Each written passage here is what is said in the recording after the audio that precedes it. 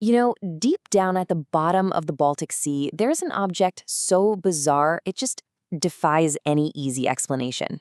For more than a decade now, it has totally baffled scientists and explorers alike. So today, we are diving deep into the enigma that is the Baltic Sea anomaly. It all really boils down to this one simple question. What in the world is hiding in those dark, cold waters 300 feet below the surface? Are we looking at a natural rock formation, some kind of long-lost artifact, or something else entirely? All right, so let's set the scene. The date is June 19, 2011. A Swedish treasure hunting crew, the Ocean X team, is out there scanning the seabed. They're looking for old shipwrecks, right? But then their sonar picks up an image so strange, it makes them stop everything. What they saw on their screens, it wasn't some jagged, random shape you'd expect to find down there. No, it was a nearly perfect circle with these distinct, sharp edges that just looked, well, they looked artificial, as if nature had absolutely nothing to do with it. And this thing was huge. I mean, we're talking about a diameter of 197 feet. To put that in perspective, that's over half the length of a football field. A perfectly round object of that size just sitting on the ocean floor, that is weird, to say the least. But here's the part that really got their minds racing.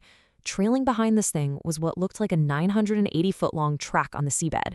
It looked like skin marks, almost as if this massive object had fallen from the sky, crashed, and skidded to a stop. So, okay, let's recap. You've got a giant, perfectly circular object and what looks for all the world like a crash landing site. It's really no surprise where their minds went first. They thought they had found a crashed UFO. Now, after they found this, you can imagine the news just exploded. But here's the thing about deep-sea exploration. It costs a ton of money. Getting back to that site wasn't going to be easy. And trying to convince investors to fund a mission to find a potential UFO, yeah, that turned out to be a really tough sell. It took them an entire year of knocking on doors, trying to get funding, but finally, in June of 2012, they did it. They got an investor and put together a return expedition. They were finally going to find out what was really down there. But it turns out the anomaly had another surprise in store for them. So they get back out there, they position the boat right over the spot, and then things get really weird. All of a sudden, a strange interference starts messing with all of their electronic equipment. It was like they'd sailed into some kind of invisible energy field. I mean, everything started to go haywire. Their screens started flickering, the radio cut out, their satellite phone just went dead, and even their sonar system shut down completely. And remember, they're out in the middle of open international waters. There's nothing out there that should be causing this. The craziest part? The second they moved the boat away from that spot, everything popped right back on.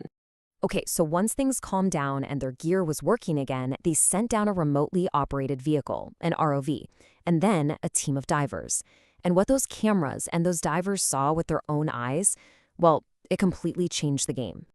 The divers came back with these incredible reports. They said the surface looked like it had been burnt black. They saw structures with perfectly straight lines, right angles, things that looked just like corridors.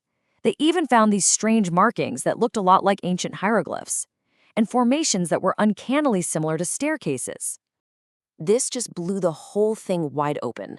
All of a sudden, the crashed UFO theory had some serious competition. Could this be something even older? Maybe the ruins of a lost ancient city, kind of like Atlantis? The evidence was now pointing in two completely wild but very different directions. But before they left, the divers did something absolutely crucial. They managed to break off a small piece of the object to bring back with them. This was it. The moment of truth. A real scientific analysis of a physical sample was finally going to tell them what this thing was. This was the question on everyone's mind, right? What is this thing actually made of? Is it some unknown alien metal? Or is it built from materials used by an ancient, long-forgotten civilization? The whole world was basically holding its breath, waiting for these lab results. And the results came back from Stockholm University. The sample was rock. Just plain old rock. Specifically, granite, gneiss, and sandstone, rocks that are incredibly common in that part of the world. There were no metals, no exotic materials, nothing extraordinary whatsoever. So the scientific take was pretty clear. Based on this one piece of physical evidence, that amazing, exciting theory about a crashed alien spaceship was, for all intents and purposes, dead in the water. It seems like a pretty boring end to the story. But it wasn't over. Not by a long shot. Because here's the thing. Yeah, the lab report explained what the object is made of, but it didn't explain, well, any of the other weird stuff that happened. The biggest questions were still totally unanswered. Which brings us right back to the biggest head-scratcher of all. If this is just a pile of ordinary rock, why in the world does it seem to give off an energy field that shuts down sophisticated electronics? Rocks just don't do that. And you might be thinking, okay, maybe their equipment just glitched that one time, but no. This wasn't just a one-off fluke with the Ocean X team. Over the years, other highly respected groups have gone out there. Researchers from Woods Hole, Monterey Bay Aquarium, Arizona State, and guess what? Every single one of them reported the exact same mysterious electronic interference right over that site. So this is really the heart of the puzzle, isn't it? On one side, you have an unnaturally shaped object, a confirmed energy field that messes with equipment, and what divers swear look like artificial structures. But on the other side, the physical sample is just plain, boring, common rock. How can both of these realities exist at the same time? And this is where the theories get even more mind-bending. I mean, could the rock just be a shell, a casing for some kind of technology hidden inside?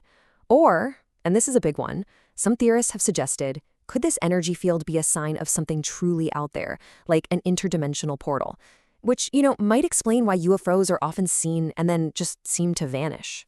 So, in the end, we're left with this incredible puzzle. A story that starts with a UFO, detours to an ancient city, and ends with a geology report that explains none of the really strange parts. Is this just a bizarre quirk of nature? Or is there a truly profound secret still waiting to be discovered, right there at the bottom of the Baltic Sea?